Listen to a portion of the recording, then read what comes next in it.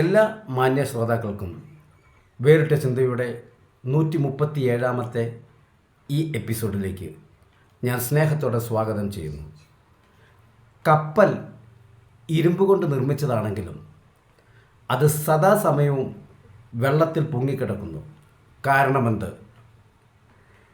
ഒരു ബൈബിൾ പഠന ക്ലാസ്സിൽ ഇത്തരത്തിലുള്ളൊരു ചോദ്യം ചോദിച്ചത് എന്താണെന്ന് ആരും തെറ്റിദ്ധരിക്കേണ്ട.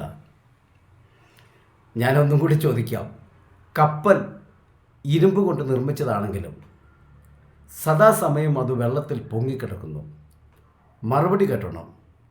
അത് പണ്ട് മുതലേ അങ്ങനെ തന്നെ കിടക്കുന്നു എന്ന് പറഞ്ഞാൽ അതിൻ്റെ ഒരു സ്വഭാവം, അതിൻ്റെ ഒരു രീതി അത് അങ്ങനെയാണ്.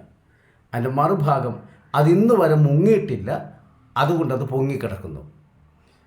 എന്തുകൊണ്ടാണ് വേറിട്ട ചിന്തയിൽ ഇത്തരത്തിലുള്ളൊരു ചോദ്യം ചോദിച്ച് അതിന് ഞാൻ തന്നെ മറുപടി പറഞ്ഞത് എന്തെന്നറിയാമോ?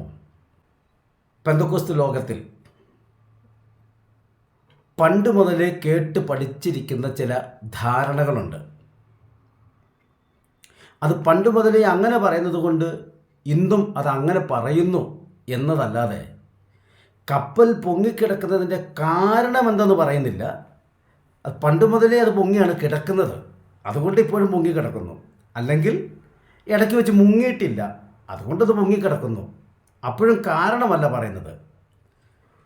പല പല വിഷയങ്ങളെയും പരമ്പരാഗതമായി കേട്ട് പഠിച്ചു വച്ചിരിക്കുന്ന ചില ആശയങ്ങളുണ്ട്. ഞാനും അങ്ങനെയൊക്കെ കേട്ട് പഠിക്കുകയും പ്രസംഗിക്കുകയും പഠിപ്പിക്കുകയൊക്കെ ചെയ്തു നടന്ന ഒരാളാണ്. എന്നാൽ വചനത്തിൻ്റെ ആഴങ്ങളിലേക്ക് ചെന്നപ്പോഴാണ് ചില ചോദ്യങ്ങൾക്ക് മറുപടി ഇല്ലാതെ വന്നു. ഇന്ന് ഞാനിത് അവതരിപ്പിക്കാനുള്ള കാരണം 136ാമത്തെ എപ്പിസോഡിൽ ജീവൻ്റെ പുസ്തകത്തിൽ പേരെഴുതുന്നത് എപ്പോൾ എന്നുള്ള ചോദ്യത്തിന് മറുപടിയായി ഞാനിട്ട വിശദീകരണം തിരുവചനത്തിൽ നിന്നും വളരെ ബലമുള്ള ആരോഗ്യമുള്ള തെളിവുകളുടെ അടിസ്ഥാനത്തിൽ ആ ക്ലാസ് അവതരിപ്പിച്ചപ്പോഴും ഒരുപക്ഷെങ്കിൽ അതിൻ്റെ ഹെഡിങ് വായിച്ചിട്ട് അതെന്താണെന്ന് കേൾക്കുക പോലും ചെയ്യാതെ കമൻ്റ് ഇട്ടിരിക്കുന്നവർ അതിനകത്തുണ്ട്. അപ്പോൾ ഞാൻ ദയവായി പറയുന്നു, ഒന്നുകിൽ നിങ്ങളത് ശ്രദ്ധയോടെ കേട്ടിട്ടൊരു കമൻ്റ് ഇട്. ഏതെങ്കിലും ഒരു ആശയം വചനത്തിലൂടെ അത് തെറ്റാണെന്ന് പറയുവാൻ കഴിയാതെ പൊട്ടത്തരമാണ്, ദുരുപദേശമാണെന്നൊക്കെ പറയുന്നത് ഒന്നുകിൽ മുൻവിധി, ഇല്ലെങ്കിൽ അവരുടെ ഏതോ ഒരു ദുരുപദേശത്തെ ഖണ്ഡിക്കുന്ന ഒരു പഠനം വേറിട്ട ചിന്തയിലൂടെ മുൻപ് നടന്നിട്ടുണ്ടെന്ന് വ്യക്തം. അപ്പോൾ ഈ പണ്ട് മുതലേ പൊങ്ങിക്കിടക്കുന്നത് കൊണ്ട് ഇപ്പോഴും പൊങ്ങിക്കിടക്കുന്നു എന്നുള്ളത് അല്ലാതെ അതിൻ്റെ കാരണം കണ്ടെത്തി അവതരിപ്പിക്കാൻ ഒരു ശീലം നമുക്കുണ്ടായിരിക്കണം. ഈ ഒരു വിഷയത്തിൽ പണ്ട് മുതലേ എല്ലാവരും കേട്ട് കിടക്കുന്നത് ഇങ്ങനെ തന്നെയാണ്. കാരണം മോശയുടെ പേര് മായ്ച്ചു, അതാണ് വിഷയം. അതിന് ഞാൻ 2 തെളിവുകൾ വളരെ വ്യക്തമായി തിരുവചനത്തിലൂടെ അവതരിപ്പിച്ചിട്ടുണ്ട്. എല്ലാവരുടെയും പേര് ജീവൻ്റെ പുസ്തകത്തിലുണ്ട് എന്ന് അവകാശപ്പെടുന്നവരും, ഇല്ലെങ്കിൽ വേറിട്ട ചിന്ത എന്ന ഈ പരിപാടി പൊട്ടത്തരമാണെന്നോ അല്ലെങ്കിൽ ദുരുപദേശമാണോ എന്ന് പറയുന്നവർ ഞാനിനി ചോദിക്കാൻ പോകുന്ന ചോദ്യത്തിന് വ്യക്തമായ മറുപടി പറയണം. സണ്ണി എന്ന് പറയുന്ന ഒരു മനുഷ്യൻ, ഒരു മാന്യ ശ്രോതാവ്, ഏതൊരു വീഡിയോ ഇട്ടാലും അദ്ദേഹം പൊട്ടത്തരം എന്നൊരു വാക്ക് മാത്രം പറഞ്ഞ് അവതരിപ്പിക്കുന്നതല്ലാതെ ഒരു വചനഭാഗം എടുത്ത് അദ്ദേഹത്തിന് ഇതുവരെ ഒരു വാക്ക് പറയാൻ കഴിഞ്ഞില്ല എന്നുള്ളതാണ് ഒരു ദയനീയമായ അവസ്ഥ. അപ്പോൾ അതുകൊണ്ട് ഞാൻ ചോദിക്കാൻ പോകുന്ന ഇതാണ്. ആവർത്തന പുസ്തകത്തിൻ്റെ 23ാം അധ്യായത്തിൽ അതിൻ്റെ 3ാമത്തെ വാക്യത്തിൽ വരുമ്പോൾ ഒരു അമ്മോന്യരോ ഒരു മോവാബ്യരോ അവർക്ക് യഹോവയുടെ സഭയിൽ കടന്നു വരുവാൻ അനുവാദമില്ല. അവരുടെ 10ാം തലമുറക്കാർ പോലും യഹോവയുടെ സന്നിധിയിൽ വരരുത് എന്ന് വിലക്കിയിരിക്കുന്നു. അതിൻ്റെ കാരണം അറിയണമെങ്കിൽ ഉൽപ്പത്തി പുസ്തകം 19ാം അധ്യായത്തിൻ്റെ 30 മുതലുള്ള വാക്യങ്ങൾ താഴോട്ട് വായിക്കുക. ഞാനതിവിടെ അവതരിപ്പിക്കുന്നില്ല.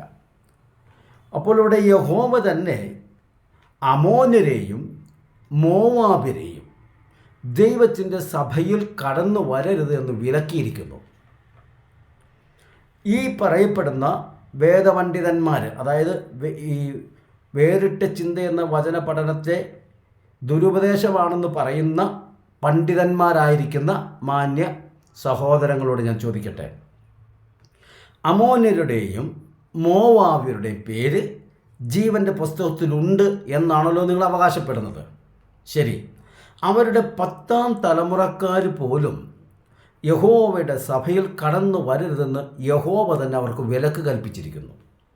ഈ വിലക്കപ്പെട്ട തലമുറയ്ക്കുള്ളിൽ ജനിച്ചവർക്ക് യഹോവയുടെ സന്നിധിയിൽ വരണമെന്നും ദൈവത്തെ ആരാധിക്കണമെന്നും അവർക്ക് ജീവിതത്തിൽ വന്നുപോയ പാപത്തിന് പരിഹാരമായി അവർക്ക് യാഗമർപ്പിക്കണമെന്നും ദൈവത്തോട് നിരപ്പ് പ്രാപിച്ച് ദൈവത്തിൻ്റെ വചനപ്രകാരം ജീവിക്കണമെന്ന ആഗ്രഹമുണ്ട്. പക്ഷേ ഒരു വിലക്ക് കിടക്കുന്നു. ആരിട്ട വിലക്ക്? യഹോവയിട്ട വിലക്ക്. എന്തോന്ന്? 10ാം തലമുറക്കാർ പോലും യഹോവയുടെ സഭയിൽ വരരുതെന്ന്. ശരി, യഹോവയുടെ സഭയിൽ വരുവാൻ അനുവാദമില്ലാത്തവർക്ക് യാഗം കഴിക്കാൻ പറ്റുമോ? പറ്റത്തില്ല. അവർക്ക് ദൈവത്തെ പ്രസാദിപ്പിച്ച് ജീവിക്കാൻ പറ്റുമോ? പറ്റുകയില്ല. അവരങ്ങനെ ആ വിലക്കിൻ്റെ കീഴിൽ നിന്നുകൊണ്ട് തന്നെ അവർ മരിച്ചു പോയാൽ, എൻ്റെ ചോദ്യം, അവരുടെ പേര് ജീവൻ്റെ പുസ്തകത്തിൽ നിന്ന് മായ്ച്ച് കളയുമോ? സഹോദര സണ്ണി, ഈ വേറിട്ട ചിന്തയിൽ കയറി പൊട്ടത്തരമാണെന്ന് പറയുന്ന പണ്ഡിതനായ അങ്ങോട്ട് ചോദിക്കുക, അവരുടെ പേര് മായ്ച്ച് കളയുമോ? മായ്ച്ച് കളയില്ല എങ്കിൽ യഹോവയുടെ സഭയിൽ പ്രവേശിക്കരുതെന്ന് വിലക്കപ്പെട്ടവരെ നിത്യതയിൽ കൊണ്ടുപോകുമെന്നാണോ നിങ്ങൾ പറയുന്നത്? കാരണം മായ്ച്ചിട്ടില്ല.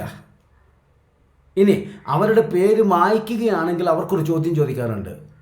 ഞങ്ങളുടെ പാപത്തിൻ്റെ പരിഹാരത്തിന് വേണ്ടി യാഗമർപ്പിച്ച് ദൈവസനം നിരപ്പ് പ്രാപിച്ച് ദൈവവചനപ്രകാരം ജീവിക്കണമെന്ന് എനിക്ക് ആഗ്രഹമുണ്ടായിരുന്നു, പക്ഷെ ഞങ്ങൾ വിലക്കപ്പെട്ടു പോയി. ഇനി ഈ 10 തലമുറ കഴിഞ്ഞിട്ട് അവരുടെ വിലക്ക് അഴിച്ചോ ഇല്ലയോ വചനത്തിൽ ഞാൻ ശ്രദ്ധിച്ചിട്ടില്ല, ഞാൻ വായിച്ചിട്ടുമില്ല. അങ്ങനെയെങ്കിൽ ഈ 10 തലമുറയ്ക്കുള്ളിൽ, അത് വിലക്കപ്പെട്ട യഹോവയുടെ സഭയിൽ കടന്നു വരരുതെന്ന് വിലക്കപ്പെട്ട ഈ മോവാബ്യരും അമോന്യരും അവർ നിത്യതയിൽ കണ്ടില്ല എങ്കിൽ അതിൻ്റെ ഉത്തരവാദി ആരാണ്? തലയ്ക്കകത്ത് അല്പമെങ്കിലും ചിന്താശേഷി ഉണ്ടെങ്കിൽ മറുപടി പറയുക. ഈ പൊട്ടത്തരമാണോ ദുരുപദേശമാണെന്നൊക്കെ പറഞ്ഞ് തള്ളി വിടുന്നുണ്ടല്ലോ, അതിനൊരു മറുപടി കണ്ടെത്താനാണ് ചോദിക്കുന്നത്. അവർ പറയുന്നു, ഞങ്ങൾക്ക് യഹോവയുടെ സന്നിധിയിൽ വരണമെന്ന് ആഗ്രഹമുണ്ട്, പക്ഷെ ഞങ്ങൾ വിലക്കപ്പെട്ടിരിക്കുക. അപ്പോൾ ഇതിൻ്റെ ഉത്തരവാദിത്തം യഹോവ പറയണമോ വേണ്ടയോ? മാന്യ ശ്രോതാക്കൾ, ദുരുപദേശമാണെന്ന് പറയുന്നവർ ഇതിന് മറുപടി പറയണം. ഇല്ല എങ്കിൽ ഞാൻ പറയുന്നു, നിങ്ങളുടെ ഏതോ ഒരു ദുരുപദേശം പൊളിയുന്ന വചന പഠനം വളരെ വ്യക്തമായി വേറിട്ട് ചിന്തയിൽ വന്നപ്പോൾ നിങ്ങൾക്ക് വചനം കൊണ്ടതിനെ എതിർക്കാൻ കഴിയാതെ പോയി. ഇതിനകത്ത് വരുന്ന പ്രശ്നം എന്താണെന്ന് ചോദിച്ചാൽ, പറയുന്നത് തെറ്റാണെന്ന് എന്ന് സമർത്ഥിക്കാനുള്ള തെളിവുകൾ വചനത്തിൽ ഇല്ലാതാനും, എന്നാൽ ഞങ്ങൾ പണ്ട് മുതലേ ഇങ്ങനെ കേട്ടിരിക്കുന്നത് കൊണ്ട് അത് തിരുത്തി കുറിക്കാനുള്ള മനസ്സ് സമ്മതിക്കുന്നുമില്ല. ഇതല്ലേ നിങ്ങൾക്ക് പറ്റിയ അബദ്ധം? ഇല്ല, ജനിച്ച എല്ലാവരുടെയും പേര് ജീവൻ്റെ പുസ്തകത്തിലുണ്ടെന്നും അത് പാപം ചെയ്ത് ദൈവസന്നിധിയിൽ വരാതെ പാപിയായി മരിക്കുമ്പോൾ അത് മായ്ക്കപ്പെടുകയാണ് ചെയ്യുന്നത് എന്ന് നിങ്ങൾ പറയുന്നതുവെങ്കിൽ, ബ്രദർ സണ്ണി താങ്കൾ പറയുന്നുവെങ്കിൽ, എൻ്റെ ചോദ്യം ഇത്രേ ഉള്ളൂ.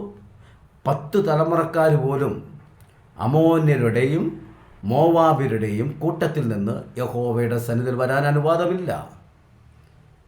അവർ അങ്ങനെ മരിച്ചു പോയാൽ അവർക്ക് നിത്യതയിൽ കാണാൻ കഴിയുമോ ഇല്ലയോ? അവർക്ക് നിത്യതയിൽ പ്രവേശനമുണ്ടെങ്കിൽ എന്തുകൊണ്ട് ഇവിടെ ഈ ഭൂമിയിൽ യഹോവയുടെ സന്നിധിയിൽ അവരുടെ പ്രവേശനം നിഷേധിക്കപ്പെട്ടു? അല്ല, അവർക്ക് നിത്യതയിൽ പ്രവേശനമില്ല എങ്കിൽ അവരെ വിലക്കിയതാരാണ്? യഹോവയല്ലേ?